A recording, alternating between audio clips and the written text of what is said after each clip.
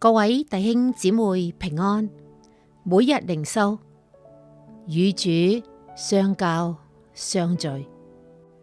靈命長進。今日經文係希伯來書10章25節，你們不可停止聚會，好像那些停止了慣嘅人，都要彼此勸勉，既知道那日子臨近，就更當如此。今日嘅故事，有一個人寫咗一封信俾當地嘅報紙專欄，佢話到而家為止，我已經去教會相聚咗30年，聽過3000幾次講道，但我而家一篇都記唔到，所以我覺得去聚會真係浪費時間，聽道亦都係枉費心思，毫無意義。呢封信引起咗熱烈嘅爭議，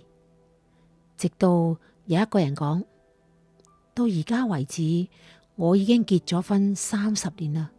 我太太為我煮咗32000幾餐飯，我呢一生我完全唔記得任何一餐飯嘅菜式，但我知道一件事，呢啲飯菜滋養了我，提供咗我足夠嘅體力嚟工作。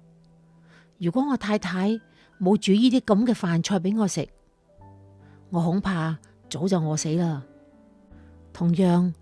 咁多年，如果我冇去聚會領受靈糧嘅供應，今日我嘅靈命早已衰亡啦。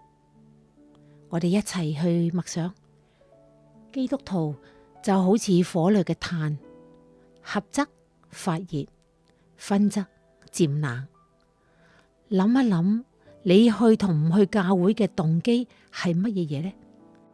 你若唔聚會，可能因此而失去嘅祝福係乜嘢呢？我哋一齊禱告。我哋在天上嘅父，願萬人都尊你嘅名為聖，願萬民歌頌讚美你。求主吸引我哋，使我哋愛慕教會，讓我哋喺教會裏同弟兄姊妹一同敬拜侍奉你，彼此相愛相顧，彼此代禱勸勉同埋鼓勵，讓我哋喺呢個裏面靈命成長，愛主更深，就如一堆烈火發出美好見證嘅亮光，照亮同埋吸引周圍嘅人嚟認識你。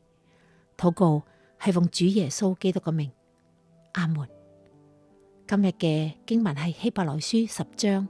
25節，你哋不可停止聚會，就好似嗰啲停止慣咗嘅人，都要彼此勸勉，既知道那日子臨近，就更當如此。